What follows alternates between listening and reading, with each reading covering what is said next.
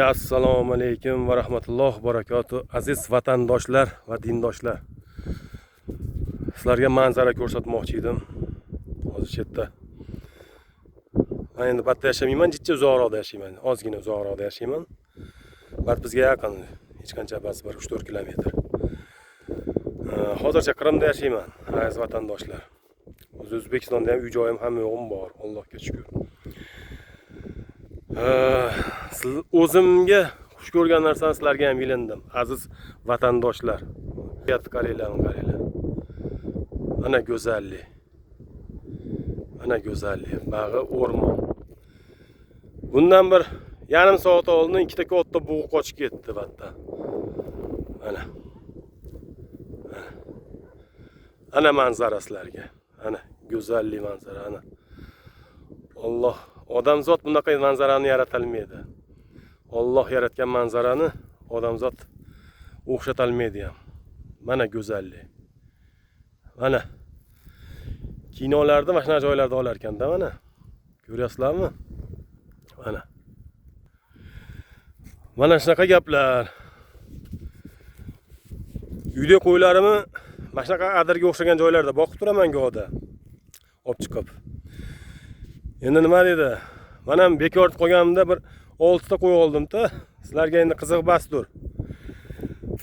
Qo'y boqsiz, lubo qatta ishlashingizdan qat'iy nazar. Uyga kelib bir yarim soat qo'yni olib chiqib, tabiatga olib chiqib, endi to'g'ri, O'zbekistonda, biz O'zbekistonimizda ko'p joyda bunaqa adirli joylar уже yo'q, boqqan olib chiqqani. Qo'y olib chiqib, o'sha yarim soat aylantirsangiz, mazza qilar ekansiz, rohatlanasiz, hali miyangiz dam oladi. Ko'proq men oldin o'ylardim, baliq, akvarium, boylar uyida akvarium bo'lardi. Men endi buni olibtagarchilikka qo'yishadi, bu akvariumda derkanman. Bu akvariumda baliq ham odamni miyasini shunaqangi uspokayit qilar ekan, maza qilar ekan odam.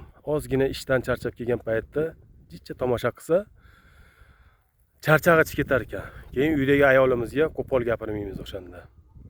Mana shunaqa tabiatlarda ham, tabiat qo'ynida ishlasak ham uydagi go'zal ayollarimizga hech qachon qattiq gapirmaymiz. Ayollarimizga ko'z tegmasin. Opa-singillarimiz, onalarimizga. Tanijonlari sog' bo'lsin barchalarini. Endi bir tomondan yana bir narsa demoqchi edim.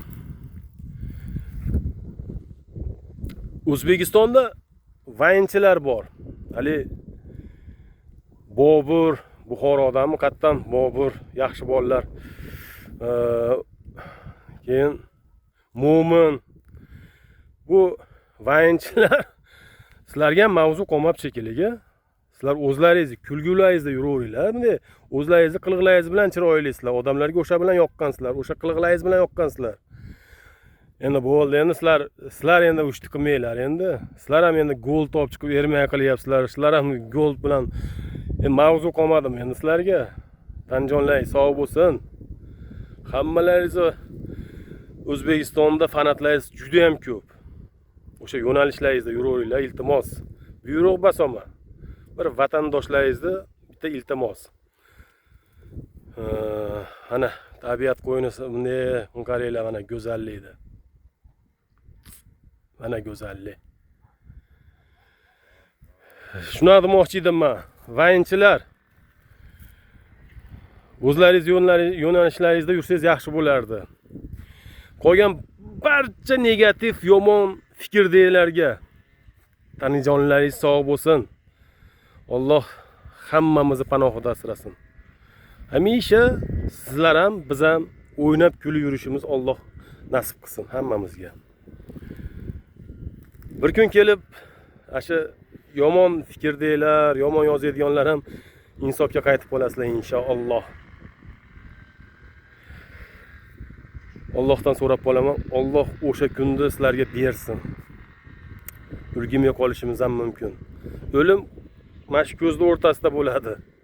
Aziz vatandoshlar, ulgib qolinglar, 2 rakat namoz o'qib, birovga pul tomonidan bo'lmasa ham bir shirin so'z bilan yaxshilik qilishga ham ulgib qolinglar. Vaqt o'tyapti, nihoyatda tez, vaqt o'tyapti. Ulgimga qolishlaringiz mumkin.